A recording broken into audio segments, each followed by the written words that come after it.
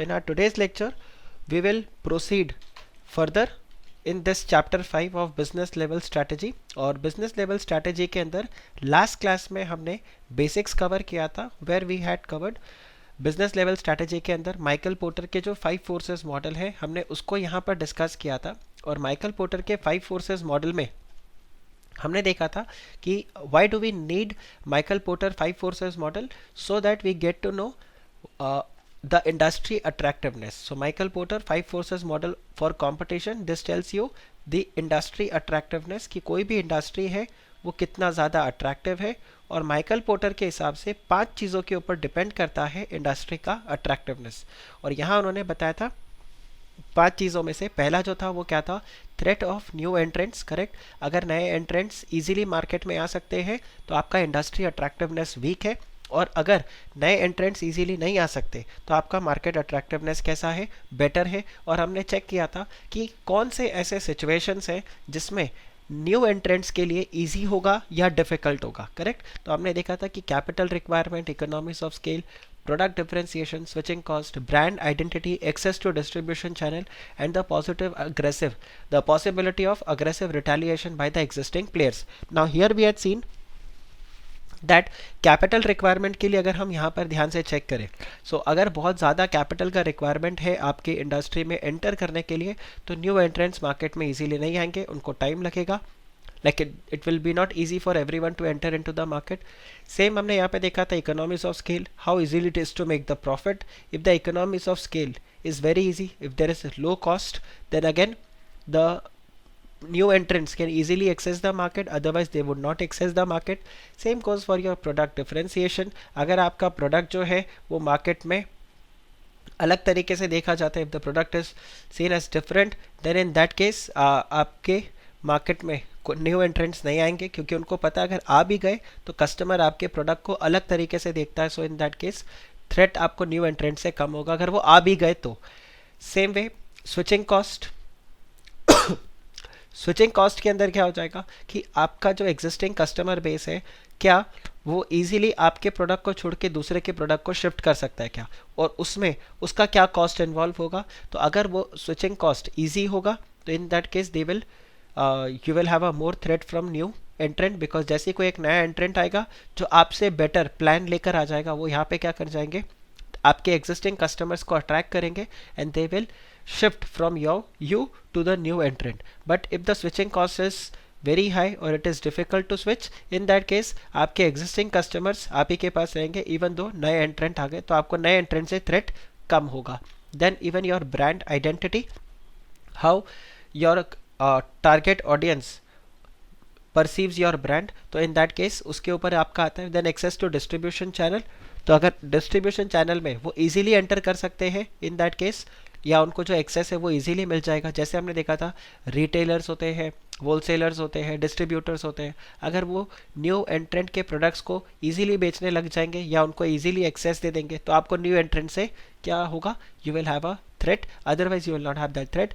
Then existing players जो है उनसे कितना रिटेलिएशन रहेगा, अगर उनकी तरफ से रिटेलिएशन बहुत स्ट्रांग होगा तो अगेन आप एंट्रेंट से क्या करोगे, आपको थ्रेट कम हो जाएगा, बिकॉज उस डर के मारे वो इंडस्ट्री में शायद एंटर नहीं करेंगे, और अगर एंटर किया तो सरवाइव करना उनके लिए डिफिकल्ट होगा। So this is what we had covered, and then brand identity and all this things. फिर हमने नेक्स्ट देखा था bargaining power of buyer and the bargaining power of suppliers. So एक ही सिक्के के दोनों साइड है, बस कभी आप सप्लायर हो तो when you talk about the bargaining power of supplier तो आप बायर हो, and when you are talking about bargaining power of buyer then you are the supplier. तो यहाँ पर क्या था, आप सर ये चेक करो कौन ज़्यादा है और कौन कम है। सप्लायर बहुत ज़्यादा है, बायर्स कम है, तो सप्लायर का बार्गेनिंग पावर स्ट्रांग हो जाएगा, और अगर उल्टा हो गया तो बायर का बार्गेनिंग पावर स्ट्रांग हो जाएगा। तो आपको ये चेक करना है आप क्या हो। तो जब आप सप्लायर हो तो आप क्या चेक करोगे, you will see the bargaining power of buyer, and अगर आप बायर हो तो आप क्या चेक करोगे,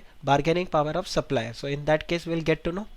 फिर हमने चेक किया था nature of the industry rivalry, और इसको कवर करने के बाद में this we just discussed in the doubt session. तो ये सारे रीजंस होते हैं जहाँ पर हम क्या बोलेंगे कि बेसिकली इंडस्ट्री राइवलरी बहुत ज़्यादा स्ट्रॉन्ग रहेगा।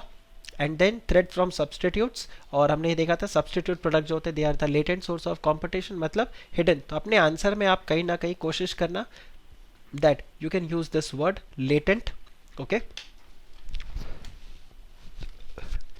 then सब्सटीट्यूट से आपको और ज़्यादा नुकसान कब हो जाता है, जब आपको प्राइस एडवांटेज और ये सब मिलने लग जाता है आपके कस्टमर्स को. So in that case substitute product से आपको प्रॉब्लम होगा.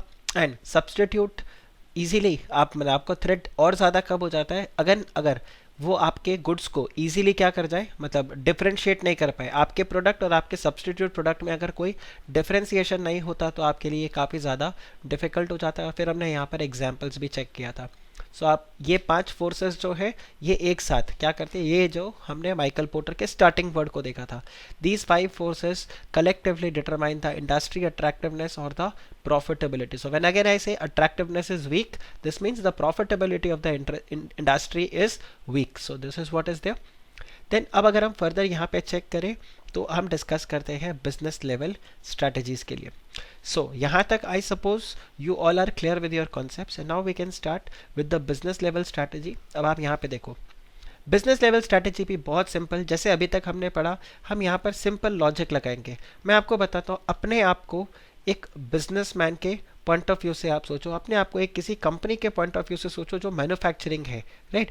एंड जब आप उस पॉइंट ऑफ व्यू से सोचोगे तो ऑटोमेटिकली आपके लिए ये आंसर काफ़ी इजी हो जाएगा. सो आप यहाँ पर क्या करो, just try to put logic जो मैं आपको यहाँ पे बताता हूँ. अब देखो यहाँ पे आपको 2 ब्रॉड स्ट्रैटेजीज मिलेंगे, ठीक है. आपको यहाँ पे 2 ब्रॉड स्ट्रैटेजीज मिलेंगे.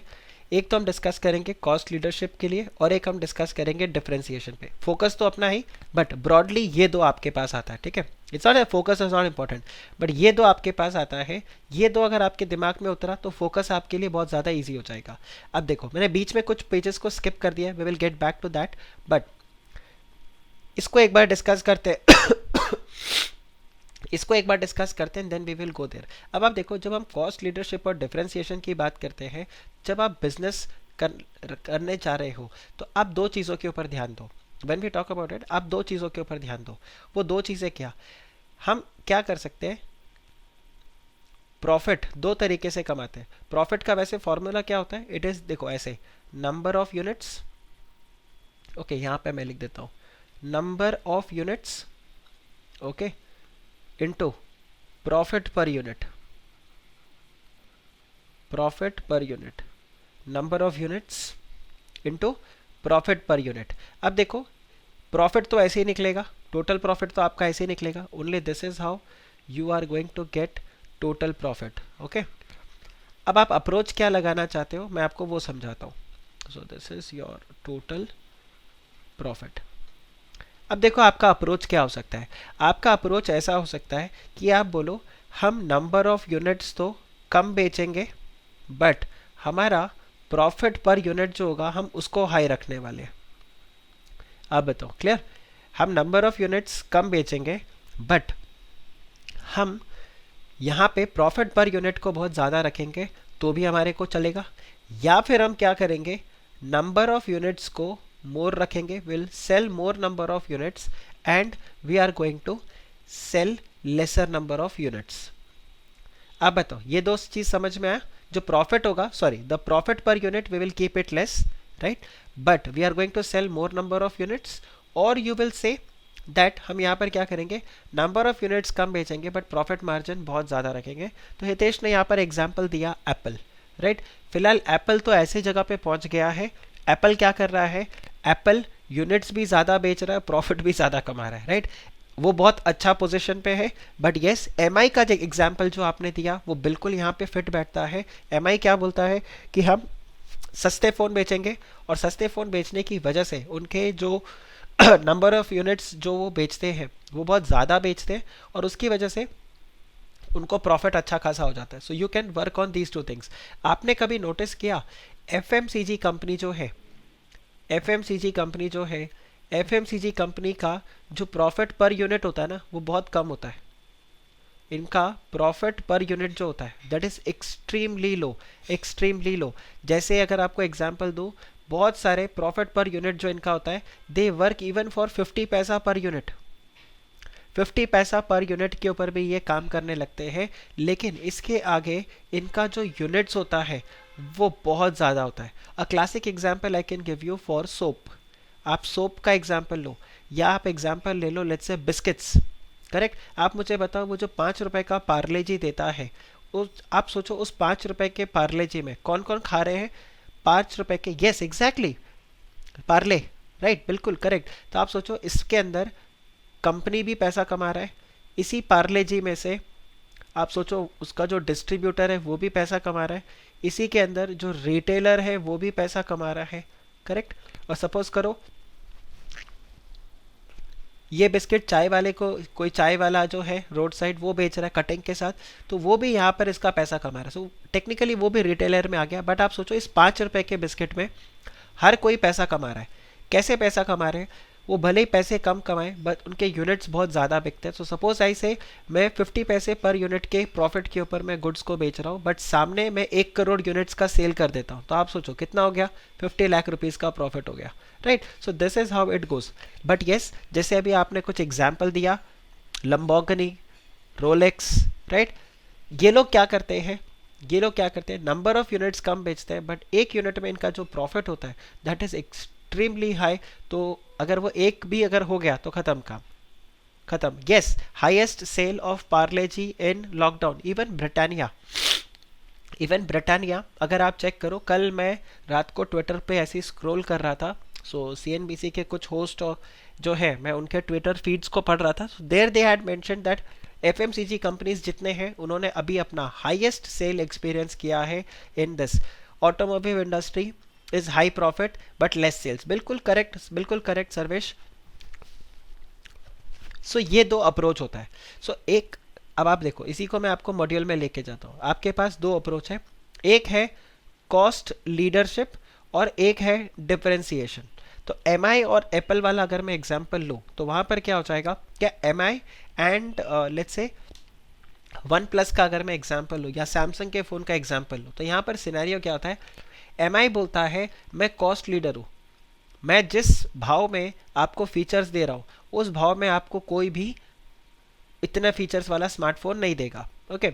बट अगर हम डिफरेंशिएशन की बात करें तो आपका प्रोडक्ट मार्केट में अलग दिखता है और अलग दिखने के बावजूद भी, राइट, अलग दिखता है और महंगा बिकता है, और महंगा बिकने के बावजूद भी लोग उसको खरीदते हैं। कुछ लोग खरीदते हैं बट वो कुछ लोग जो खरीदते हैं उतने में हमारा क्या हो जाता है? अच्छा खासा प्रॉफिट हो जाता है। सो जब मैं यहाँ पे जा रहा हूँ, so let's say I tell you this is my approach A, तो इसको हम बोलते हैं डिफरेंशिएशन स्ट्रैटेजी, और ये बन जाता है अपना cost leadership.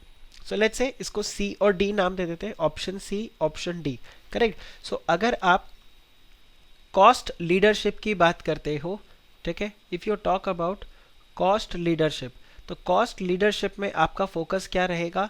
It is to be a low cost provider, to be a low cost provider. Reliance जो है, रिलायंस इंडस्ट्रीज जो है, उन पूरे रिलायंस ग्रुप का ऑब्जेक्टिव हमेशा क्या रहता है? कॉस्ट लीडरशिप अप्रोच, कि उनसे सस्ता कोई नहीं, उनसे सस्ता कोई भी आपको सप्लाई नहीं करेगा। सो उनका हमेशा क्या रहता है? To be a low cost provider, they focus on selling large number of units. ये बोलते हैं हमें ज़्यादा से ज़्यादा यूनिट्स को बेचना है, राइट। इसके अलावा अगर आप कॉस्ट लीडरशिप वाले को चेक करो, इनका जो टारगेट कस्टमर्स होते हैं, इनके जो कस्टमर्स हैं, they are what? They are price sensitive और दे आर प्राइस इनसेंसिटिव।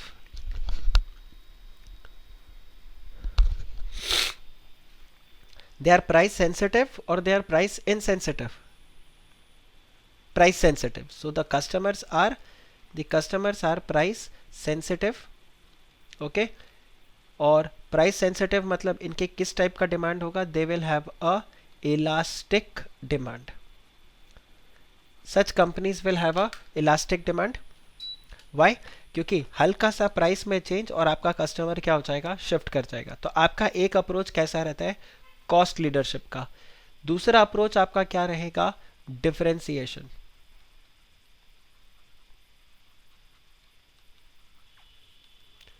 दूसरा अप्रोच आपका क्या रहेगा?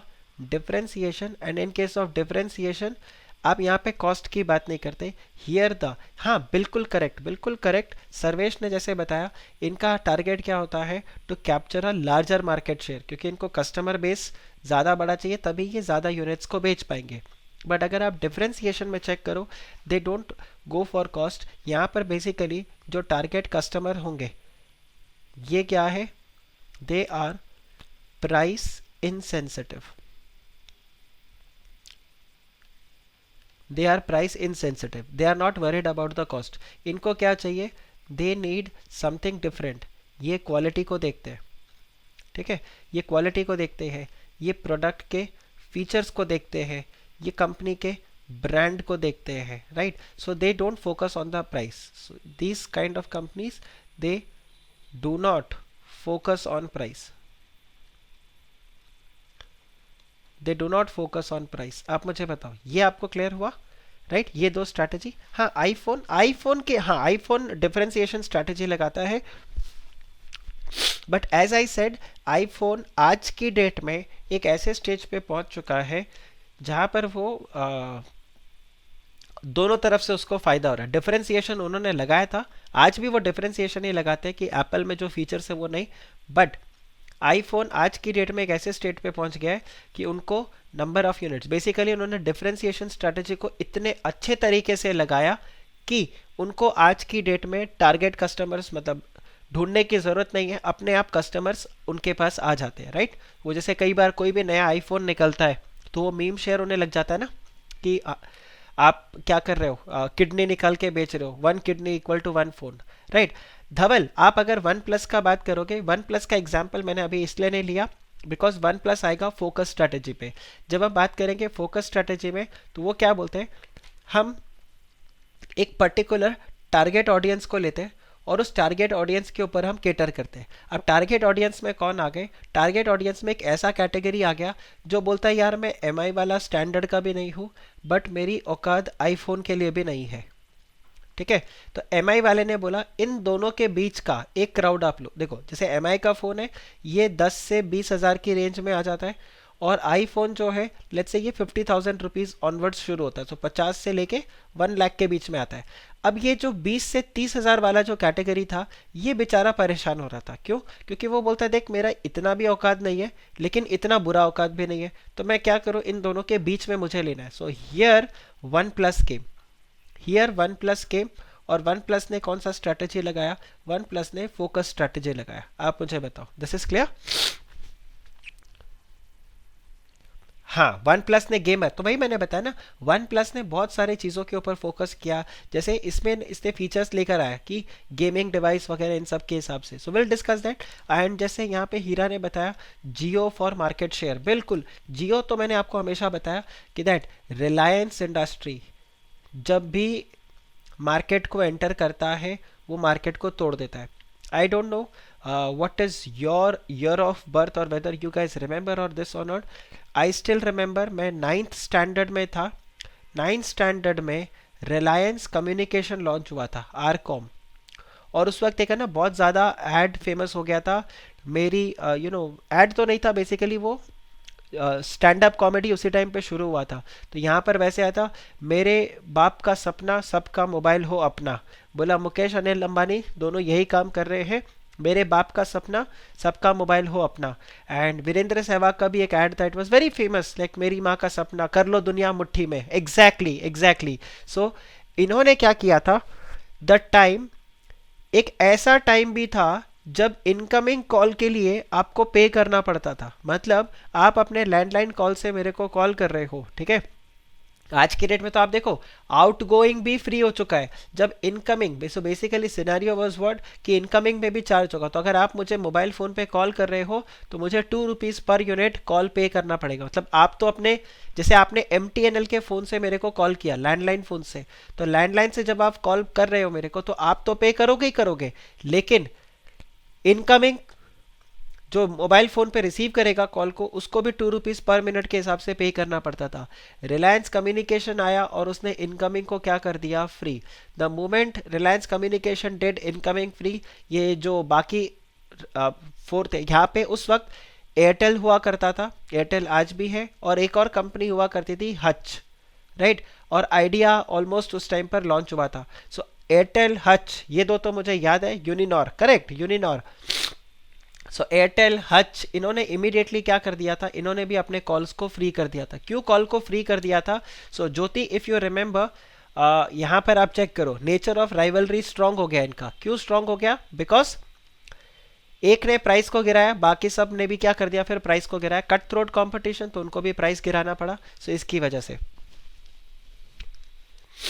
देन आपको पता ही है, इस जमाने में आप आए हो, दैट इज जियो। तो जैसे ही जियो को लॉन्च किया, इन्होंने क्या कर दिया, इन्होंने तो बेचारों ने आउटगोइंग कॉल को भी फ्री कर दिया। जियो के आते ही आप देखो आउटगोइंग कॉल भी फ्री हो गया, क्योंकि इनका हमेशा फोकस क्या रहता है, कॉस्ट लीडरशिप, कि मुझसे सस्ता प्लान कोई नहीं देगा। उस टाइम पर भी जब लोग सोचते थे मोबाइल फ़ोन खरीदना, यू वोंट बिलीव, आरकॉम ने अपने प्लान्स को जब लॉन्च किया, उसके पहले mobile phone was actually considered as a luxury product. It was called as a luxury product. In the year 2000 I was in hostel, I was in 7th standard that time. मेरा एक roommate था कोलकाता से, उसके father ने mobile phone से उसको call किया था हॉस्टल में।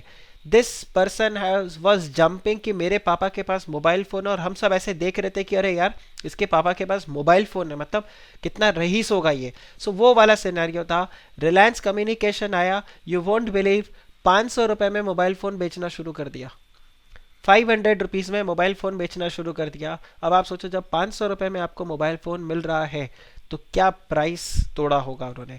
Because they only focus on what, they only focus on cost leadership. और नॉट जस्ट 500 रुपये में मोबाइल फ़ोन या plans, they also started TV. Mobile phone पे आप टीवी देख सकते हो। तो ये सब फैंसी आज की डेट में हमें बड़ा नॉर्मल लगता है कि क्या सर मोबाइल फ़ोन पे यूट्यूब है, सब कुछ है। बट आप जस्ट इमेजिन द ईयर 2002, 2002 में क्या हो सकते थे, राइट? बिल्कुल। 500 भी 5000 के बराबर था। नहीं, 500 इतना नहीं था हितेश।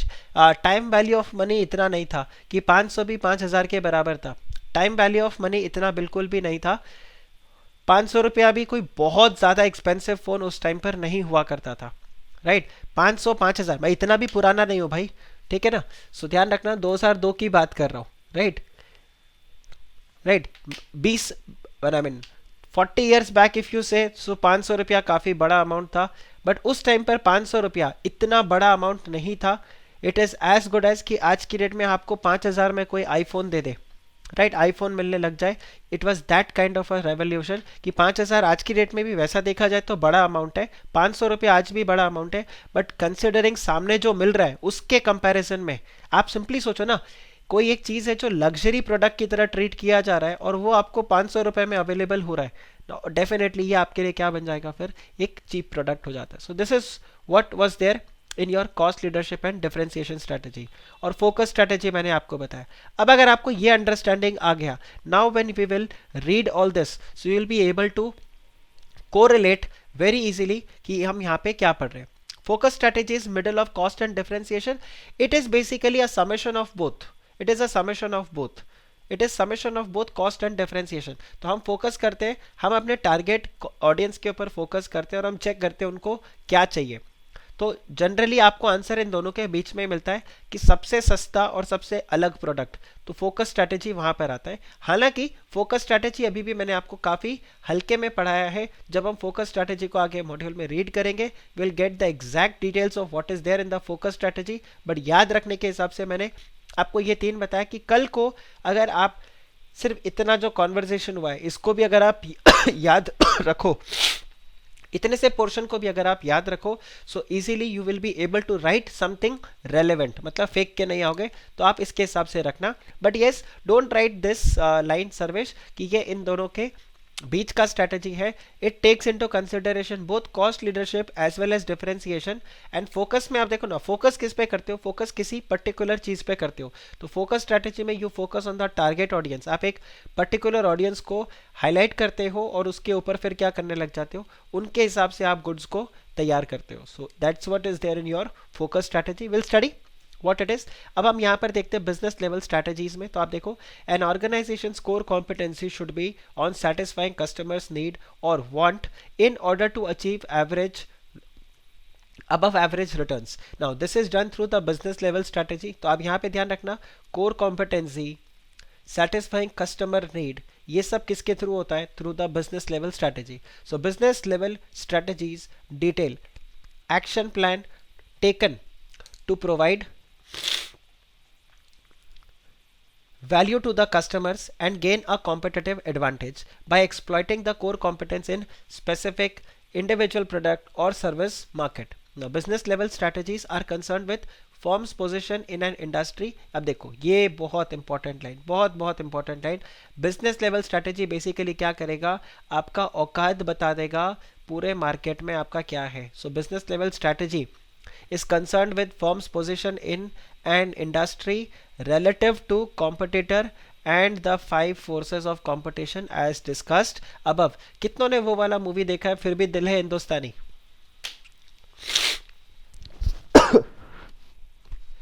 ज्योति ने देखा है, राइट? अब देखो जितनों ने नहीं देखा मैं बताता हूँ, and Jyoti would agree to that. Okay, lot of people have seen that movie. उसमें आप देखो शाहरुख खान वहां पर कितना बड़ा हिट हो जाता है, राइट? KRK वो ऐसा कुछ करता है, क्यों?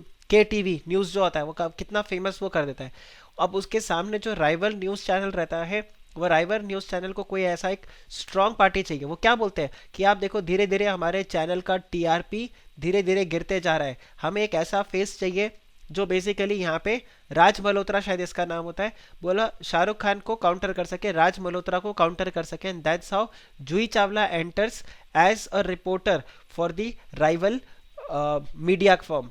तो यहाँ पर वही रहता है बिजनेस लेवल स्ट्रैटेजी. तो वो बेसिकली जूही चावला को लॉन्च करते हैं उसके पहले आप देखो वो जो टेबल के ऊपर डिस्कशन होता है वेर दे से कि सर हम क्या करें, हम ऐसा क्या करें कि हमारा TRP धीरे धीरे इंप्रूव होता जाए और ये सामने वाला KTV जो है वो हमारे सामने नहीं टिक पाए. तो उसमें यही रहता है. तो business level strategy is concerned with what? Firms position, कि आपकी क्या पोजीशन है इंडस्ट्री में, आपके कॉम्पिटिटर्स के कंपैरिजन में, and then five forces of the model that we have just discussed. Now customers are the foundation of the organization's business level strategy, because obvious सा बात है पूरा का पूरा जो business level strategy है that is what? That is customer centric. That is customer centric. आपको ये ध्यान रखना है, business level strategy पूरा पूरा customer centric होगा, पूरा customer focused होगा. So this is how you go. So the customers are the foundation. ये वाले लाइन को मैं लिख देता हूँ यहाँ पे, that customers are the foundation of the organization's business level strategy. That who are the customers, right? What needs to be served उनको मीट करने के लिए, and how these needs will be satisfied, and these all are determined by the senior management. तो हम basically जब business level strategy बनाते हैं, at that point of time we try to discuss or we try to find out who are our customers and how the needs can be identified. अब आप मुझे एक simply बात बताओ, मैं बिग बाजार में किसी प्रोडक्ट को लॉन्च करना चाहता हूं, मैं बिग बाजार में किसी प्रोडक्ट को लॉन्च करना चाहता हूं और मैं बोलता हूं मैं हाइपर सिटी में एक प्रोडक्ट को लॉन्च करना चाहता हूं, मेरा स्ट्रैटेजी सेम होगा या डिफरेंट होगा?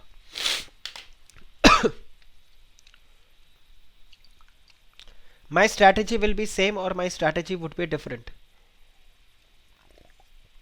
So all those of you saying different, please tell me why. Why you feel my strategy would be different?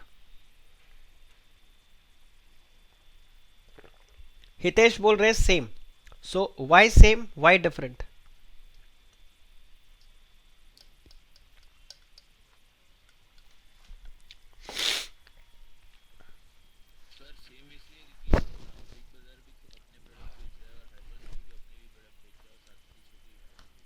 Okay, okay. And why different?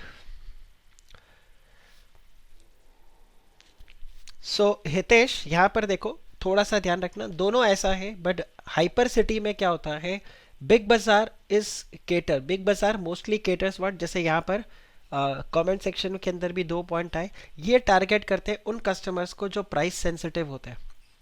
Big बाजार में हाइपर सिटी का कभी आपको ऐसा ऐड नहीं मिलेगा सबसे सस्ता और ऐसा ऐसा करके. दे प्रोवाइड, इसमें चीज़ें आपको महंगी भी मिलेंगी, सस्ते से लेके महंगा सब आपको मिलेगा. But Big Bazaar mostly focuses on what, cost effective, सबसे सस्ता, right. So that's how you go. So अगर आप सपोज करो अपने प्रोडक्ट को लॉन्च कर रहे हो, राइट, जो थोड़ा सा एक्सपेंसिव है एंड FMCG सेगमेंट में है, so you would not want to start with Big Bazaar, you would want to start with Hyper City, क्योंकि आपको पता है वहां पर इसको एक्सेस मिलेगा, राइट। सेम वे आप एक और चीज चेक करो कि आपका जो कस्टमर है, ठीक है, आपको टारगेट कस्टमर को समझना बहुत जरूरी है। Simple example I will tell you again, ये एग्जाम्पल आप लोगों ने बिजनेस एंड कॉमर्शियल नॉलेज में भी पढ़ा होगा। जो लोग मेरे से बिजनेस एंड कॉमर्शियल नॉलेज पढ़े, आपको अगर याद हो, शैम्पू दो तरीके से बेच सकते हैं, राइट। शैम्पू दो तरीके से बिकता है, एक वो पाउच में भी बिकेगा और शैम्पू बॉटल्स में भी बिकता है, करेक्ट। नाउ टेल मी, क्या मैं किसी एलीट रेसिडेंशियल सोसाइटी में, ठीक है, फॉर एग्जाम्पल मैं आपको यहां पे देता हूं, let's pickup, let's say high and apartments जो है लोअर परेल में, हाई एंड अपार्टमेंट्स जो है हीरा नंदानी,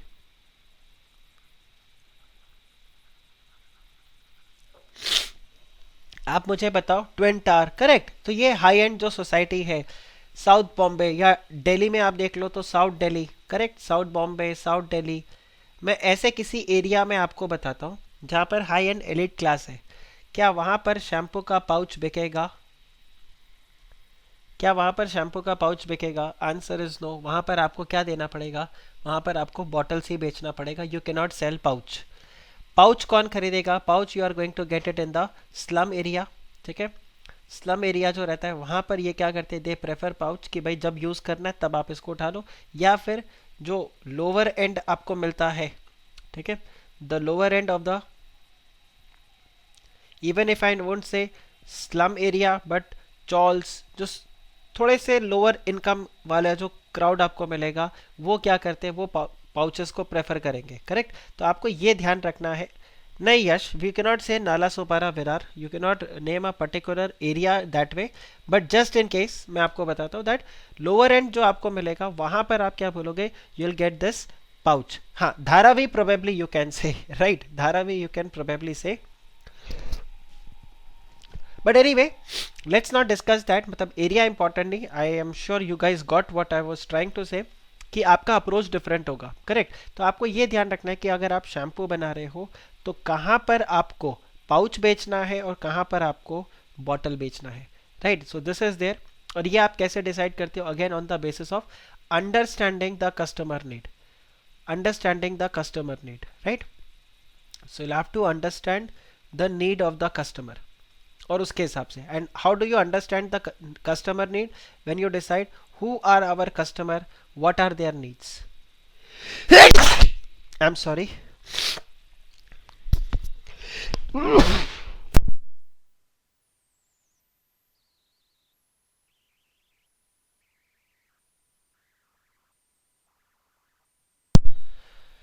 थैंक यू हितेश। ओके, ये आपका फ्राइडे का लेक्चर अगर कैंसिल नहीं किया होता तो today I would have definitely cancelled your lecture, but आपका लिंक टूट जाता, इसलिए मैंने आज का लेक्चर रखा। बट एनीवे आप देखो, ये दोनों चीज़ आपको ध्यान रखना है। इसी का एक और आपको क्लासिक एग्जांपल देता हूँ। देयर इज अ शर्ट, ठीक है, मैं ऐसे बोलता हूँ, there is a white shirt, this white shirt is what, this white shirt is wrinkle free, और उसमें बोला है कि ये वाइट शर्ट में कभी भी फेड नहीं होगा, ये कभी भी फेड नहीं होगा। And this white shirt cost 15,000 rupees एक पीस। और एक में आपको बोलता हूं there is a normal white shirt, plain, बिल्कुल प्लेन वाइट शर्ट है, दोनों डिजाइन एंड ऑल बिल्कुल। अब प्लेन वाइट शर्ट है तो नॉर्मल कॉलर है उसमें, सब कुछ, everything is fine. This is a cotton white shirt, this cost let's say 2,000 rupees. मुझे बताओ, दोनों का मैन्युफैक्चरर, दोनों का मैन्युफैक्चरर सेम टारगेट कर रहा है क्या, सेम ऑडियंस को टारगेट कर रहा है? Answer is no. अगर आपको ये 15,000 वाला शर्ट बेचना है, राइट, ये अगर आपको 1500 वाला शर्ट बेचना है, so probably you would target something like Phoenix mall, you would target like something like Phoenix और maybe Palladium mall, correct. आप पैलेडियम मॉल में जाओगे, और लेट्स से दिल्ली में अगर आप देखो तो आप वहाँ पे सिलेक्ट सिटी में जाओगे, करेक्ट, आप ऐसे मॉल्स में जाओगे बड़े मॉल के अंदर।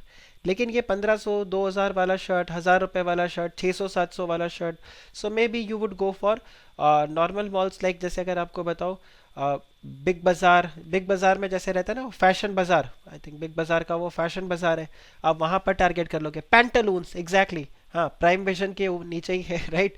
So you can also say Pantaloons, तो आप पैंटालून्स ऐसे ऐसे ग्रोवल्स, ऐसे मॉल को टारगेट करोगे। वहाँ पर आप इस तरह का टारगेट नहीं करोगे, बिकॉज आपको पता है पैंटालून में जो इंसान कपड़े खरीदने के लिए आता है वो किसके लिए आता है, वो आता है कॉस्ट इफेक्टिव प्रोडक्ट के लिए, right. So this is there, so it is very important to understand ना। पैंटालून के अंदर सपोज करो एक 15,000 का शर्ट बिकने लग जाए, या आपको एक 15,000 का एमआरपी वाला शर्ट मिले, या फॉर एग्जांपल फैशन बिग बाजार वाला आपको 15,000 का शर्ट बेचने लगे, तो वहां पर बेचना काफ़ी ज़्यादा डिफिकल्ट होगा। ज़ारा, आई would say Viral, Zara is what, Zara is your focus strategy. Again बीच के प्रोडक्ट को उन्होंने फोकस किया, हालांकि ज़ारा ने भी कॉस्ट इफेक्टिवली, मतलब डिफरेंशिएशन भी करा अपने प्रोडक्ट को, और प्राइस भी अच्छा खासा उन्होंने इफेक्टिव रखा। सो उनका अगेन दोनों पॉलिसी यहाँ पर आता है। So this is there. So business strategy, ये आपको ध्यान रखना है, ये वाला लाइन, एक तो कस्टमर सेंट्रिक रहते हैं, दूसरा बिजनेस लेवल स्ट्रैटेजी किसके लिए होगा, टू गेन कॉम्पिटिटिव एडवांटेज, और तीसरा पॉइंट आपको जो ध्यान रखना है वो ये रहेगा, that this is your third point. तो दो पॉइंट आपको मैं और बता देता हूँ जो आपको ध्यान रखना है। ये this is your second point, ये सब मिलाकर आपका ये सेकेंड पॉइंट है, और फर्स्ट पॉइंट जो है आपका वो ये होगा, दैट बिजनेस लेवल स्ट्रैटेजी जो है वो कॉम्पिटिटिव एडवांटेज के ऊपर फोकस करता है। क्यों करता है, because they are customer centric, और वो फर्म के पोजीशन और इन सब को देखता है। और तीसरा, बिजनेस लेवल स्ट्रैटेजी तीन चीज़ों के ऊपर कंसर्न है, meeting the needs of the customer, achieving the edge over the competitors, and avoiding the competitive disadvantage. अब हम एक काम करते हैं, let us understand let us understand the cost leadership strategy. Let us understand the cost leadership strategy. So in case of cost leadership strategy, it is a low cost competitive strategy. It is a low cost competitive strategy जिसमें आप target क्या करते हो, you target the broad mass target, बड़े market को करते हो। इसमें आपको क्या करना पड़ेगा, this will require vigorous pursuit for cost reduction. What do you mean by vigorous?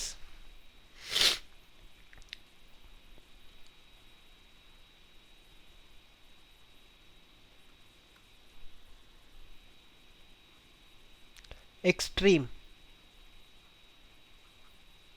aggressive, right, large. तो आपको लार्ज स्केल पर क्या करना पड़ेगा, कॉस्ट रिडक्शन करना पड़ेगा। Again in the areas of procurement, आप कहाँ से रॉ मटेरियल लेके आते हो, प्रोडक्शन, स्टोरेज एंड डिस्ट्रीब्यूशन, हर तरफ से आपको क्या करना पड़ेगा, कॉस्ट को कम करना पड़ेगा। And also economies in overhead cost. So you all know what is overhead cost, तो आप धीरे धीरे कोशिश करोगे कि ओवरहेड कॉस्ट को कम करो। अब इससे फ़ायदा क्या होगा, because of the lower cost, the cost leader is able to charge lower price for its product than its competitor and still make satisfactory profit। तो जो मैंने आपको लेक्चर के बिल्कुल स्टार्ट में बताया था कि प्रॉफिट अगर आपको कमाना है तो आप दो ब्रॉड अप्रोच लगा सकते हो। You can sell lesser number of units and keep per unit profit high, or you can sell more number of units and keep the profits per unit less. तो यहाँ पर आपको लार्ज यूनिट्स को बेचना पड़ेगा, ज़्यादा से ज़्यादा यूनिट्स को, और ज़्यादा से ज़्यादा यूनिट्स को बेचने के लिए आपको बार बार अपने कॉस्ट को धीरे धीरे कम रखना होगा, क्योंकि कॉस्ट कम होगा तभी आप लोअर प्राइस में बेच पाओगे। जैसे मैकडोनल्ड्स ने किया, McDonald's fast food restaurant have successfully followed the low cost leadership strategy. So a primary reason for, ये देखो ये आपका लिंक होता है किससे, your business level strategy gets linked with the, your business level strategy gets linked with the, sorry, your corporate level strategy. This is here, your corporate level strategy gets linked with business level strategy। ठीक है, तो एक जो business leader होगा वो बोलेगा कि यार अपने कॉर्पोरेट लेवल को बोलेंगे that sir I think we should go for what, we should go for forward integration, backward integration और हॉरिजॉन्टल इंटीग्रेशन। आप मुझे बताओ बैकवर्ड, फॉरवर्ड और हॉरिजॉन्टल, आप सब ने आंसर भी लिख के भेजा मेरे को, वैसे सब ने नहीं भेजा है, फिर भी काफ़ी जनों ने आंसर लिख के मेरे को भेजा है. So forward, backward, horizontal integration, उसमें याद है एक मेजर ऑब्जेक्टिव क्या था? Economies of scale, reduction of cost. तो यहाँ पर क्या होता है, कॉस्ट लीडरशिप स्ट्रैटेजी वाला इसीलिए ये काम करता है. It plans for forward integration, backward integration, horizontal integration. ठीक है, strategies to gain what? To gain cost leadership benefits. Now, but the cost leadership generally must be pursued with conjunction with differentiation. तो सिर्फ सस्ता नहीं, सस्ते के अलावा आपको ये भी ध्यान रखना चाहिए कि सामने वाला आपको अलग से भी देखे. ठीक है. A number of cost elements affect the relative attractiveness of the generic strategies, economic what? Including economies and diseconomies of scale, learning and experience curve, the percentage of the capacity utilization achieved, linkages with suppliers and distributors. तो ये सारी चीज़ें हैं जो depend करेगा कि आप cost leadership कर पाते हो कि नहीं कर पाते हो. जैसे आप यहाँ पर चेक करो economies of scale and diseconomies of scale. तो जैसे जैसे आप यूनिट्स को बढ़ाते हो, आपने इकोनॉमिक्स में पढ़ा होगा, my economics is not that strong, but आपने वो पढ़ा होगा, वो एक इस तरह से चार्ट बनता है. As you increase the number of units the cost decreases decreases decreases, और फिर एक पर्टिकुलर टाइम आने के बाद में फिर आपका टोटल कॉस्ट इंक्रीज होने लग जाता है. ये रिमेंबर, आपने पक्का पढ़ा होगा, ये टोटल कॉस्ट का ग्राफ होता है. राइट. तो यहाँ पर वही रहता है कि आप कहाँ तक पहुँचे हो. सो लेट्स से मैं अगर यहाँ तक हूँ तो मैं और यूनिट्स को बढ़ाने की कोशिश करूँगा क्योंकि मुझे पता है मेरा पर यूनिट कॉस्ट गिरेगा. लेकिन मैं अगर इस साइड ऑफ द ग्राफ में हूँ तो शायद मैं कॉस्ट लीडरशिप स्ट्रैटेजी अडॉप्ट नहीं करूँगा क्योंकि इससे ज़्यादा मैं प्राइस को नीचे नहीं गिरा सकता. This is the minimum cost which is there. Then also the learning and experience curve, मैं कहाँ पर हूँ, मार्केट में कितने टाइम से मैं यहाँ पे हूँ. अगर मैं मार्केट में काफ़ी टाइम से हूँ, I understand the customer need, then definitely I can accordingly go ahead. Then percentage of the capacity utilization. Now percentage of capacity utilization आप बहुत easily यहाँ पे correlate कर पाओगे अपने costing के lectures के साथ.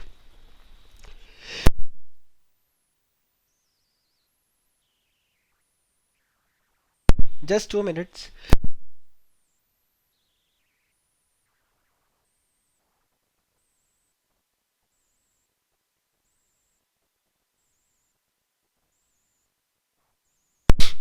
Okay, so percentage of capacity utilization में आप ऐसे देखो, आपने ये देखा होगा मैं 80% कैपेसिटी पे काम कर रहा हूँ. करेक्ट. 80% कैपेसिटी पे करूँ चाहे 100% कैपेसिटी पे करूँ, मेरा फिक्स्ड कॉस्ट सेम रहने वाला है. फॉर एग्जाम्पल, अब आप मुझे बताओ जब मैं 80 से अपने नंबर ऑफ यूनिट्स को बढ़ाऊंगा, what is the additional cost I will bear? I will only bear the variable cost because my fixed cost is going to remain same. Take for example factory rent. Take for example my factory rent. My factory rent is going to remain same, वो चाहे मैं 80% capacity पे काम करूँ चाहे 100% capacity पे काम करूँ. तो अगर मैं 80 से 100% कैपेसिटी पे जाता हूँ तो इन दैट केस मेरे को खाली किसको बेयर करना पड़ेगा? वेरिएबल कॉस्ट को बेयर करना पड़ेगा. And I will be in a very easy state to increase the number of units because I know I only have to bear the variable cost. एक बार एक कॉस्टिंग का exam question मेरे को याद आता है, उसमें इस तरह से था दैट कंपनी जो है उसका I don't remember, let me see if I can show you that question. ये आपके बुक में नहीं था, मतलब this is not your question, but मतलब if I can just get that question.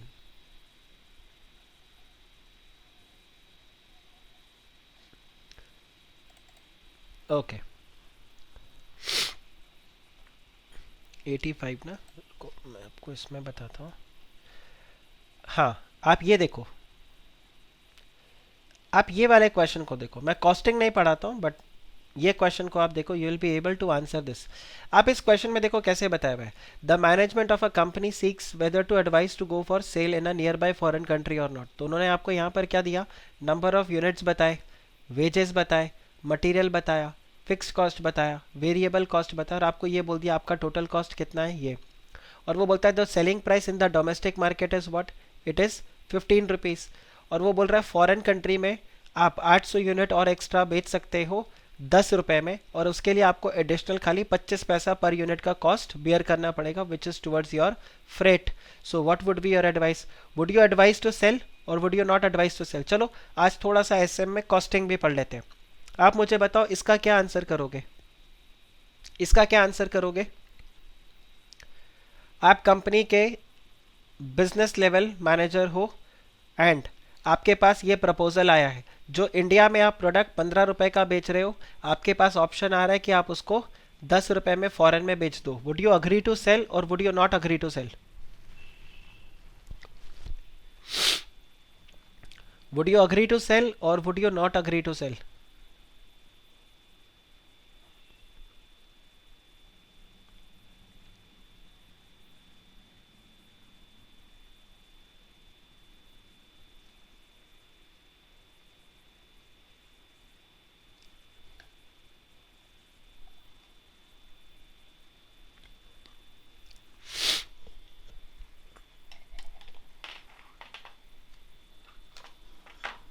No.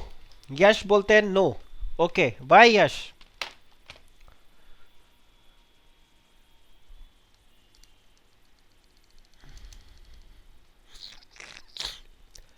Per unit cost पे depend करेगा। हाँ सर्वेश, तभी तो आपको पता करने को बोला है।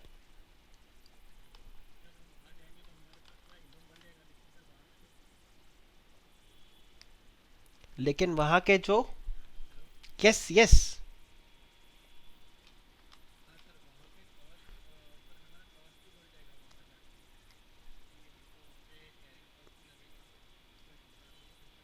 तो वो बताया ना, दैट इज 25 पैसा। ये देखो वो आपको ओके ओके, अब आप यहाँ पर चेक करो कैसे रहता है। देखो यहाँ पर कैसे होगा, आप सिंपली चेक करो। इस समय आपको गुड्स को बनाने का कितना कॉस्ट आता है? एट प्रेजेंट आपका कॉस्ट कितना आ रहा है? 42,700 रुपीज़, ठीक है। यहाँ पर आप देखो, इस 42,700 में 7,000 रुपये का जो कॉस्ट है, 7,000 रुपये का जो कॉस्ट है, ये तो आपका फिक्स्ड कॉस्ट है। चाहे आप कुछ गुड्स बनाओ चाहे ना बनाओ, इतना तो आपको बेयर करना ही पड़ेगा। तो आपने यहाँ से 7,000 रुपये को माइनस कर दिया। तो जब आप 42,700 में से 7,000 को माइनस करते हो, तो आपके पास आ जाता है 35,700 रुपीज़। सो यू नो, इस गुड्स को बनाने के लिए हमारा टोटल वेरिएबल कॉस्ट कितना है? 35,700 रुपीज़। और 35,700 रुपीज़ में हम कितने यूनिट्स को बना रहे हैं? हम बना रहे हैं 4200 यूनिट्स को। तो इसको जब मैं डिवाइड करता हूँ with the number of units, okay, मैं 4,200 यूनिट से इसको जब डिवाइड करता हूँ, तो मेरा ऑन एन एवरेज कॉस्ट आता है कितना? 8.5 रुपया, ठीक है। 8.5 रुपया का मेरा कॉस्टिंग, जिसको वो मेरे को बोल रहा है 10 रुपए में बेचने को। तो क्या मैं 10 रुपए में बेच सकता हूँ? Answer is yes. 8.5 रुपए का गुड्स हम 10 रुपए में बेचेंगे सर, तब भी हमारे को कितना प्रॉफिट होगा? 1.5 रुपीज़ का। फिर अगर कोई बोले सर ये 25 पैसे का एक्स्ट्रा कॉस्ट भी तो आपको बियर करना पड़ रहा है पर यूनिट, कोई फर्क नहीं पड़ता। इसमें से अगर मैं ये 25 पैसे का कॉस्ट भी हटा दूँ, तो भी आप चेक करो, मेरे को 1 रुपया 25 पैसा का स्ट्रेट अवे प्रॉफिट होगा। आप मुझे एक बात बताओ, मुझे एक बात बताओ, मुझे एक बात बताओ, क्या ये फिक्स्ड कॉस्ट और ये 800 यूनिट का कोई लेना देना है? Even if you don't sell this 800 units, तब भी तो आपको ये 7,000 का कॉस्ट बेयर करना ही पड़ेगा, और वो अभी हम कर ही रहे हैं। हम्म।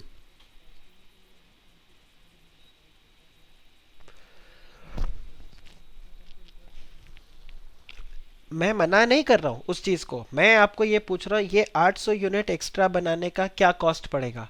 तो एक्स्ट्रा यूनिट्स बनाने का कॉस्ट अपना सिर्फ वेरिएबल कॉस्ट पड़ेगा इसमें। बिकॉज आप ये देखो, ये कॉस्ट आप वैसे भी बियर कर रहे हो, ये वाला जो कॉस्ट है ये आप वैसे भी बियर कर रहे हो, चाहे आप ये 800 यूनिट्स बेचो या आप 800 यूनिट्स नहीं बेचो। ये 7,000 तो आप वैसे भी बियर कर रहे हो। क्यों बियर कर रहे हो? क्योंकि ये 4200 यूनिट्स को आप बेच रहे हो इस समय। At present you are selling these 4200 units, for which you are anyway bearing this cost of 7,000 rupees. सो ये आपका वैसे भी कोई फर्क नहीं पड़ेगा। अब ये 800 यूनिट्स को आप बनाओ चाहे ना बनाओ, 7,000 का तो फिक्स कॉस्ट आपको बेयर करना ही है। तो जब आप ये 800 यूनिट्स को और बनाओगे और इसको बेचोगे, तो आप सिर्फ कौन से कॉस्ट को बेयर करोगे? You will only the additional cost, the marginal cost. अगर मैं और टेक्निकल टर्म आपको दूं, so what will be the marginal cost? The marginal cost to produce these units will be what? It will be 8 rupees 50 paisa, और अगर आप ये 25 पैसे को जोड़ दो तो ये बन जाएगा 8 रुपीज 75 पैसा. So the cost to prepare और manufacture these 800 units is what? It is 8.75. Now अब अगर कोई मेरे से 10 रुपए में मांगे तो क्या इसको मैं बेचूंगा? नहीं, बिल्कुल बेचूंगा, क्योंकि आप देखो मेरे लिए तो ये एडिशनल प्रॉफिट होगा ना. 800 यूनिट इंटू 1 रुपया 25 पैसा, ये तो मेरे लिए फ्री फोकट का एडवाइस, मतलब फ्री फोकट का प्रॉफिट हो जाएगा. सो that's how it goes here also. That's how it goes here also, जहां पर हम क्या बोलते हैं, सी इसको मैं एक बार ऑफ कर देता हूं. That's what goes here also कि मेरा कैपेसिटी यूटिलाइजेशन कितना होके रखा हुआ है. तो मेरा अगर 80% कैपेसिटी पे काम चल रहा है और मैं फैक्ट्री का रेंट सपोज मेरा 1 लाख रुपया है, मैं उसको पे कर रहा हूँ, 1 लाख रुपए के रेंट को मैं पे कर रहा हूँ. अब अचानक से मेरे पास कुछ और ऑर्डर आता है, या मैं फर्दर यूनिट्स को अपना बढ़ाना चाहता हूँ, तो मैं इजीली बढ़ा सकता हूँ, बिकॉज अब यूनिट्स को बढ़ाने के लिए मेरे को सिर्फ क्या करना है, मेरे को सिर्फ वेरिएबल कॉस्ट को बियर करना है, मुझे फर्दर फिक्स्ड कॉस्ट को बियर नहीं करना. सो दैट्स हाउ इट गोज कि आपका फिलहाल परसेंटेज कैपेसिटी कितना यूटिलाइजेशन होके रखा है. बिकॉज जब आप 80% पे काम कर रहे हो तब भी तो 1 लाख का रेंट पे कर रहे हो, तो जब आप फर्दर यूनिट्स को बेचोगे तो 1 लाख के रेंट में बल्कि क्या होगा, आपको फायदा ही होगा, आपका पर यूनिट कॉस्ट ओवरऑल कम होगा. So here you take into consideration when you try to adopt the cost leadership strategy. And then you will also see what are your linkages with the suppliers and distributors. Why? Because suppliers और distributors जो होते हैं, हमने जब देखा था bargaining power of supplier, तो bargaining power of supplier में क्या प्रॉब्लम था, they can directly impact your cost structure, right. So suppliers जो रहेंगे उनके साथ आपका किस तरीके से लिंकेज है, और डिस्ट्रीब्यूटर के साथ भी. तो डिस्ट्रीब्यूटर अगर ज़्यादा कमीशन मांगेगा तो आप ज़्यादा सस्ता प्रोडक्ट नहीं बेच पाओगे, और सप्लायर भी अगर आपको महंगा रॉ मटेरियल देगा तो भी आप कॉस्ट लीडरशिप नहीं कर पाओगे. तो कॉस्ट लीडरशिप करने के लिए you need good linkages with what? Supplier and distributor. आप बताओ, is this clear guys? This is clear? This is clear. तो आपको ये दोनों चीज बहुत स्ट्रॉन्ग रखना, और कॉस्ट लीडरशिप में ये लाइन भी आप बिल्कुल लिखोगे, linkages with supplier and distributor. Why supplier and distributor? क्योंकि देखो सप्लायर का अगर मैं बात करूं, if I talk about supplier, तो सप्लायर आपका कॉस्ट ऑफ रॉ मटेरियल को इम्पैक्ट करेगा, और डिस्ट्रीब्यूटर का अगर आप चेक करो तो उसको जो आप कमीशन दोगे ये डायरेक्टली आपके कॉस्ट ऑफ सेल्स को इम्पैक्ट करेगा. तो अगर इन्होंने ज़्यादा कमीशन मांग लिया या रॉ मटेरियल महंगा बेचा, तो इन दैट केस आपके लिए थोड़ा सा कॉस्ट लीडरशिप अडॉप्ट करना आपके लिए डिफिकल्ट होगा, right. Then other cost elements to consider in choosing the market alternative strategies including your potential cost sharing and knowledge sharing within the organization, research and development cost. ये देखो ये सारा cost भी आ जाता है. the research and development cost with the new product development जो आपने किया, या फिर आपका modification of existing products, labor cost, tax rates, energy cost, shipping cost. तो इन सब चीज़ों को आप यहाँ पर ध्यान देते हो. Now ये वाला फिर पैराग्राफ आपके लिए आ जाएगा, that striving for a cost leader low cost producer in a industry can be specially effective when. ये देखो कौन से मार्केट में आप लो कॉस्ट प्रोड्यूसर बनना चाहोगे, ऐसे मार्केट में वेयर द मार्केट इज. अब आप ये देखो, when the market is composed of many price sensitive buyers, when there are few ways to achieve product differentiation, when buyers do not care much about the differences from brand to brand. जैसे अपन वहाँ पे बोलते हैं ना, big बाजार में कपड़े धोने के लिए साबुन खरीदना है तो एरियल हो, सर्फ हो, कोई भी हो भाई, जो सस्ता है वही वाला उठा के ले आओ. सो दैट्स हाउ एक ऐसा वाला कि बोलते हैं ब्रांड से हमें कोई फ़र्क नहीं पड़ता, प्रोडक्ट डिफरेंशिएशन में कोई बहुत ज़्यादा नहीं है, सब एक जैसा ही देखा जाता है. बोले साबुन कौन सा लेके आना है भाई, सस्ता वाला लेके आओ, लक्स से नहाकर कौन सा अपन और ज़्यादा स्किन मस्त हो जाएगा, सब बराबर ही है. तो वैसे करके सेम वे प्राइस सेंसिटिव है कि सस्ता चाहिए, और when there are large number of buyers with significant bargaining power.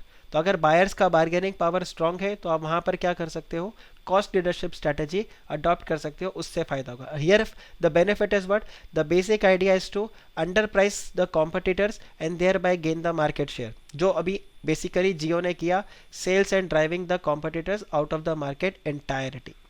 This is there. तो आप बेसिकली क्या करते हो, आप अपने कॉम्पिटिटर से सस्ता प्रोडक्ट बेचोगे, जिसकी वजह से उनके कस्टमर्स आपके पास आएंगे और आप क्या करोगे, कॉम्पिटिटर को या तो मार्केट से पूरी तरह से बाहर निकाल दोगे या फिर आप मार्केट लीडर वहां पर बन जाओगे. तो ये आपके लिए एक इंपॉर्टेंट एरिया बनेगा अपने आंसर के अंदर. Then a cost leadership strategy usually permits the entire form and evidence by high efficiency. आपको ये ध्यान रखना पड़ेगा, एक कॉस्ट लीडरशिप फॉर्म जो होगा उसमें क्या होगा, हाईली एफिशिएंट होगा. Why highly efficient? Why highly efficient? Why do you need that? A successful cost leadership strategy will require highly efficient team. क्यों चाहिए, क्यों चाहिए highly efficient team?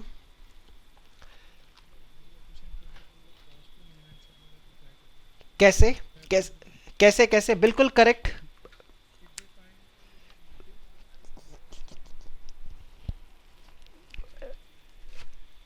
Okay,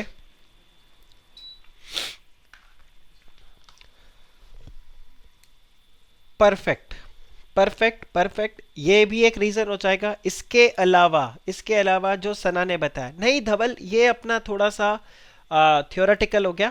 theoretical in the sense मतलब ये psychological होता है कि वो अपना 100% देंगे. सना ने जो पॉइंट बताया वो इंपॉर्टेंट जाएगा, करिश्मा ने जो बताया ये पॉइंट जाएगा. आप देखो, to avoid wastages, highly efficient होगा तो कम टाइम में मैक्सिमम आउटपुट वो आपको देंगे. Connect this with your process costing. जितना normal loss, abnormal loss, are you understanding? मेरा कॉस्टिंग इतना स्ट्रांग नहीं है बट ये टर्म्स मेरे को पता है दैट प्रोसेस कॉस्टिंग के अंदर कैसे आता है, नॉर्मल लॉस, एबनॉर्मल लॉस. जैसे ही एबनॉर्मल लॉस आने लग जाता है तो आप देखो आपको लॉसेस होने लगते हैं. रिमेंबर, नॉर्मल लॉस को हम कॉस्ट ऑफ प्रोडक्शन में डिडक्ट करते हैं to find out the cost per unit, but abnormal loss को डिडक्ट नहीं करते, वो पीएनएल में डेबिट होता है. Right. So this is highly efficient होगा तो आपका वेस्टेजेस कम होगा, लो ओवरहेड्स रहते हैं, इनके ऊपरी ऊपरी खर्चे जो होते हैं वो कम होते हैं. Limited perks, limited perks. Why limited perks? भाई अगर ज़्यादा बेनिफिट्स प्रोवाइड करेंगे, हाई पे अगर करेंगे वो अपने एम्प्लॉयज़ को या डायरेक्टर्स को, इन दैट केस कॉस्ट जुड़ेगा ना, हर चीज का कॉस्ट होता है, तो ये कोशिश करते हैं कॉस्ट कम करें. देन देखो, इनटॉलरेंस ऑफ वेस्ट, बिकॉज जैसे अब अपन पढ़ाई में बोलते हैं every minute wasted, right, every minute of tension और every minute you spend on tension with the tension की क्या होगा कैसे होगा, is a minute wasted which could have been utilised. So ये वाला इनटॉलरेंस ऑफ वेस्ट. तो आप कोशिश करोगे कि एम्प्लॉयज से वेस्ट नहीं हो. तो यहाँ पर अगर you connect with your labour costing, कि अगर आपने यहाँ पर वेस्टेजेस वगैरह किया तो आपको वहाँ पर पेनल्टीज वगैरह लगेगा. Then intensive screening of the budgets, कि आपने जो बजट्स बनाए, wide span of controls, your standard costing, right, adverse, favorable, correct. Then rewards which is linked to cost containment. Also your Halsey and Rowan मिला, Halsey रोवान को भी आप लेके आ सकते हो. जितना एफिशिएंसी बढ़ाओगे उतना आपको बेनिफिट मिलता जाएगा. और आपको मैं बताता हूँ, आप जब अपना आंसर लिखो, so see all these things are not written here, but try to link this with your costing and incorporate in your answer. Link this with costing. अब मैं ये भी नहीं बोलता उसको जाके पूरा हाल से रोवान, प्रोसेस कॉस्टिंग ये सब समझाने लग जाओ, स्टैंडर्ड कॉस्टिंग समझाने लग जाओ, but you can use in your answer these terms and you can say that अगर हमें efficiency check करना है या let's say wide span of control करना है तो we will require a good team for process standard costing, rewards linked, so we can include different plans for our workers like Halse and Rowan where we can reward them like मेरिक. तो इन सब को आप जब लिखोगे तो आप examiner को बताओगे कि देखो बच्चे ने सिर्फ एसएम को थ्योरेटिकली पढ़ा नहीं है या कॉस्टिंग में सिर्फ फॉर्मूला नहीं रटा, ये चार्टर्ड अकाउंटेंट तैयार है जो बिजनेस लीडर की तरह क्या करेगा, डिक्टेट करेगा यहाँ पे. सो this is how it goes, right. Now, some risk of pursuing cost leadership are that competitors may imitate the strategy, thus the overall industry profits go down. जैसे कि अगेन आप चेक करो, ये किस में हुआ था, जियो के अंदर हो गया। जियो ने सस्ता फ़ोन निकाला, 300 रुपये का मोबाइल फ़ोन निकाला, incoming free, 1.5 GB data every day.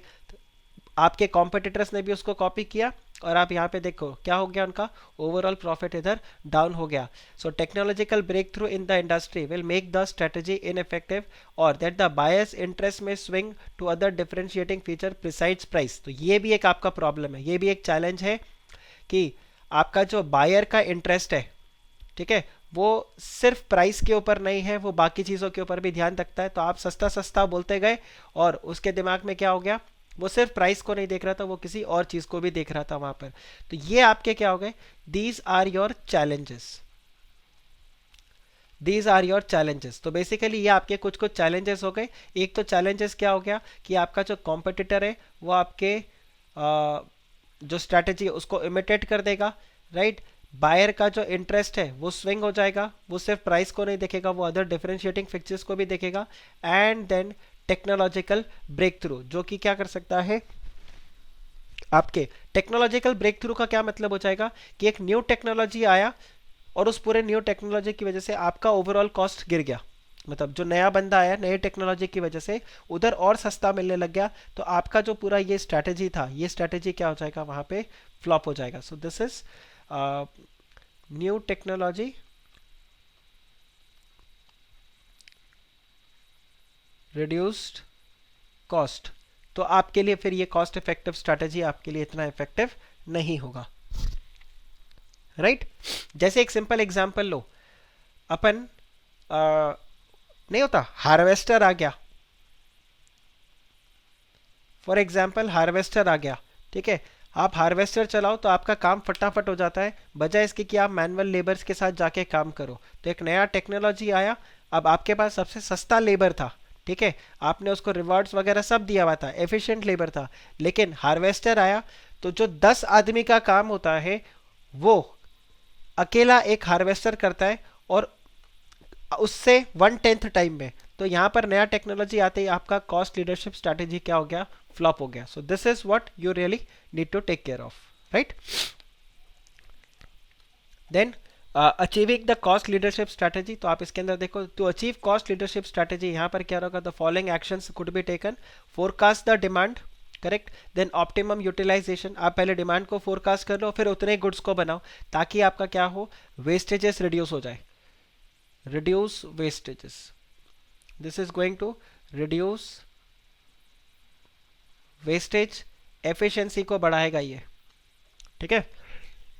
Then optimum utilization of the resources to get the cost advantage, then achieving economies of scale, then standardization of the products of mass production, correct, then invest in cost saving technology, very very important, right।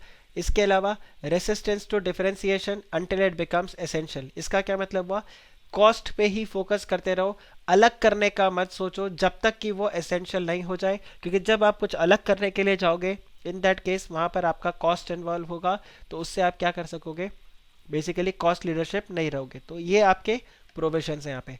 इसका advantage क्या हो जाता है, advantage इसका ये हो जाता है कि कंपनी क्या रहेगा, it will remain profitable even when, so see इससे फायदा क्या होता है, the companies remain profitable even when rivalry, new entrant, supplier, substitute, buyer, तो पांचों में से कोई भी आ जाए कोई फर्क नहीं पड़ता, क्योंकि आप कॉस्ट लीडर हो, आपसे सस्ता कोई नहीं बेच सकता, तो खत्म काम है, आपके पास ये एक बेनिफिट हो जाता है। दूसरा ये देखो राइवलरी के लिए कैसे रहेगा, राइवलरी के साथ आपका competitor will likely to avoid the price war, कि रिलायंस को कोई टक्कर नहीं देता। आप देखो एक सिंपली चेक करो, रिलायंस जियो ने 300 रुपए का मोबाइल फोन प्लान निकाला, एयरटेल ने इसके काउंटर करते हुए 250 का प्लान नहीं निकाला। एयरटेल ने भी क्या बोला, हम 300 का ही प्लान निकालेंगे, भले ही बेनिफिट्स या तो बराबर का दे दे या उससे थोड़ा सा बेटर दे दे, बट 250 का प्लान नहीं निकालेंगे। तो they will try to avoid the price war with you, because आपको पता है, उनको भी पता है कि आप क्या हो, कॉस्ट लीडर हो।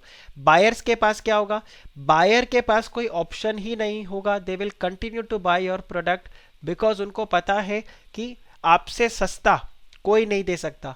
देन सप्लायर्स के लिए भी क्या फायदा होता है, देखो अब सप्लायर्स के साथ क्या फायदा होता है, the cost leaders are able to absorb greater price increase before it may raise price to the customers.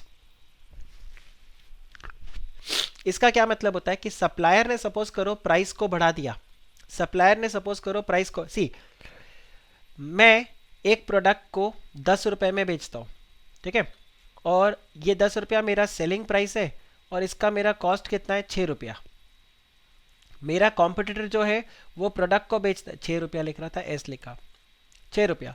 मेरा जो कॉम्पिटिटर है वो प्रोडक्ट को बेचता है लेट्स से 12 रुपए में, ठीक है, और उसका कॉस्ट कितना है, उसका कॉस्ट है लेट्स से 9 रुपया, ठीक है। अब मैं आपको बताता हूँ, मेरा मेरा ये जो प्रॉफिट है, ये प्रॉफिट कितना है 4 रुपीज़, इसका प्रॉफिट कितना है 3 रुपीज़, करेक्ट। नाउ मेरे को इसमें दो फायदा होगा, एक तो क्या कि मेरा कॉस्ट पर यूनिट क्या है, कम है, तो लोग मेरे से ज़्यादा खरीदेंगे, मतलब जो मेरा सेलिंग प्राइस है 10 रुपए का तो मेरे से ज़्यादा खरीदेंगे, और आप सोचो इसमें मैं प्रॉफिट भी पर यूनिट ज़्यादा कमा रहा हूँ, तो मुझे डबल फायदा हो गया। अब आप सिंपली चेक करो, सपोज करो मेरा जो रॉ मटेरियल सप्लायर है वो बोलता है साहब आज से आपका रॉ मटेरियल प्राइस 1 रुपया महंगा। अब देखो जैसे ही मेरा 1 रुपया वो महंगा हो जाता है, 10 की बजाय अब देखो 6 रुपीज़ में उसने 1 रुपया इंक्रीज कर दिया, तो यहाँ पर +1, यहाँ पर +1, अगर मैं कर भी दूँ, मैं 10 की बजाय उसको 11 रुपए का भी बेचूं और मेरा कॉस्ट 7 रुपया, तो भी आप देखो मैं प्रॉफिट मार्जिन को क्या कर रहा हूँ, मेंटेन कर रहा हूँ। मैं प्रॉफिट मार्जिन को मेंटेन कर रहा हूँ, क्यों मेंटेन कर पा रहा हूँ, क्योंकि मेरा कॉम्पिटिटर कितने का बेच रहा है 12 का, कॉम्पिटिटर के कंपैरिजन में अभी भी मेरा प्राइस क्या है 1 रुपया कम। बट इमेजिन इसका जो कॉम्पिटिटर है वो 1 रुपया प्राइस को बढ़ा देता है, इसका कॉम्पिटिटर जब 1 रुपया प्राइस को बढ़ाएगा तो ये 12 रुपए से 13 रुपया नहीं कर पाएगा इजीली। क्यों नहीं कर पाएगा, क्योंकि इसको पता है 10 और 12 में अभी 20% का फर्क है और पब्लिक सामान नहीं खरीदती है। पर अगर मैंने 12 रुपए को 13 रुपया कर दिया तो मेरे को क्या होगा, मतलब मेरा सेल्स और गिर जाएगा। इस केस में इसके पास क्या ऑप्शन होगा, इसके पास यही ऑप्शन रहेगा कि भाई एक काम कर 12 का 12 में ही बेच, अब जो 9 रुपए का कॉस्ट था वो क्या हो गया 10 रुपए का कॉस्ट हो जाएगा और मैं 2 रुपए का ही प्रॉफिट कमाऊंगा, जबकि पहले ये कितना प्रॉफिट कमा रहा था 3 रुपया। So if you are a cost leader you get this kind of a benefit that you can increase the cost, increase the selling price. When the cost increases you can increase the selling price and still make the same amount of profit. But if you are not a cost leader then increasing the price may be a difficult task, and if the cost increases then your overall per unit profit may fall. आप मुझे बताओ ये समझा कि नहीं supplier वाला point.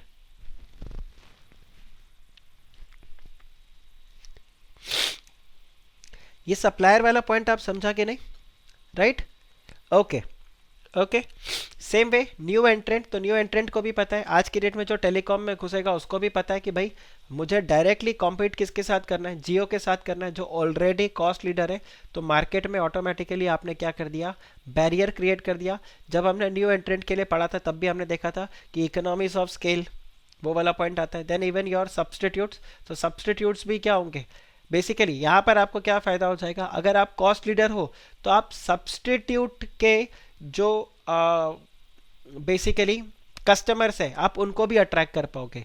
सो यहाँ पर एक पॉइंट और आ जाता है that you will be able to, ये देखो यहाँ पर जो दिया हुआ है ना, lower cost will induce customers to stay with their product, okay. इसके अलावा it will also induce the other customers और the customers of the substitute product to attract. तो यहाँ पर बेसिकली क्या हो जाएगा, they will also be able to attract the customer of substitute product, क्योंकि सस्ता प्रोडक्ट मिल रहा है आपका। तो ये यहाँ पर आपका बेनिफिट होता है। डिसएडवांटेज क्या रहेगा, डिसएडवांटेज में सबसे बड़ा डिसएडवांटेज क्या है, you may not remain in competition for long by reducing the cost technique. एक लिमिट के बाद वो बेकार हो जाएगा। जैसे आपको अगर मैं एग्जांपल दूं, कोई एक प्रोडक्ट होता है वो सस्ता है लेकिन बाद में उसका क्या होगा, वैल्यू गिर जाता है, क्योंकि सबको पता है। जैसे एमआई के फ़ोन में आप देखो तो अब आप अपने शान से एमआई का फ़ोन जो है वो शो ऑफ नहीं कर सकते। क्यों शो ऑफ नहीं कर सकते, क्योंकि सबको पता है भाई एमआई है, सस्ता है, करेक्ट, तो उसका उतना वैल्यू नहीं रहता। और अगर आप एमआई के फ़ोन में कोई आकर स्वैग करे कि मेरा नया मोबाइल, तो गया काम से, राइट। तो आपको ये ध्यान रखना है। तो लॉन्ग रन में आप नहीं रह पाओगे। Tata Nano is also another case. Best example, I am perfect, करिश्मा perfect example for Tata Nano, the perfect example for Tata Nano. आप सिंपली चेक करो टाटा नैनो ने क्या स्ट्रैटेजी अपनाया था. टाटा नैनो ने बोला देख भाई, सबसे बढ़िया एक इंसान जो 3 लाख रुपए की गाड़ी खरीदता है और एक इंसान जो 80-90 हज़ार का बाइक खरीदता है, इन दोनों के बीच को हम केटर कर रहे थे. और उसने बोला हम एक काम करते हैं, हम 1,25,000 रुपए में गाड़ी बनाकर तैयार करते हैं. लेकिन दिक्कत क्या हो गया, आप चेक करो. जो 1,25,000 में वो बोलता है टू व्हीलर, तो वो बोलता है मैं नैनो खरीदूं. देखो बेसिकली यहाँ पर क्या हुआ, एक तो जो 3 लाख रुपया कार था वो भी क्या कर रहा था, इसको हीन भावना से देखता था. अबे जा, नैनो सस्ता कार, सस्ता कार. तो जो सस्ता कार इसका एडवांटेज होना था, वही सस्ता कार इसका क्या बन गया, डिसएडवांटेज बन गया. अच्छा, जो 3 लाख रुपए का कार अफोर्ड कर सकता था, जैसे एल्टो हो गया, वैगनार हो गया, वो इसके ऊपर गाड़ी नहीं खरीदेंगे वो. ठीक है, वो इसको नहीं खरीदते क्योंकि भाई अगर मेरी औकात 3 लाख की है तो मैं 1 लाख रुपए वाली गाड़ी क्यों खरीदूं, और वो भी फिर वो टैग के साथ क्यों लूं. दूसरा, जो 80-90 हज़ार में बाइक खरीद रहा था, उसने बोला अगर मैं 1,25,000 का नैनो खरीदूं, मतलब कार सेगमेंट में सबसे लोअर प्राइस वाला कार खरीदूं, या फिर मैं टू व्हीलर में बेस्ट बाइक खरीदूं. अब आप मुझे बताओ, सपोज करो एग्जैक्टली बुलेट, मैं यही बोलने वाला था कि 1,25,000 में मैं रॉयल एनफील्ड चलाऊंगा. आप सिंपली चेक करो, मैं 1,25,000 रुपया खर्च कर रहा हूं और मैं रॉयल एनफील्ड खरीदूं और नैनो खरीदूं. आप मुझे बताओ किस में मेरा इमेज ज़्यादा अच्छा होगा अगर मैं रॉयल एनफील्ड खरीदता हूं एंड नॉट नैनो, राइट. तो यहां पर वो बेचारा फंस गया.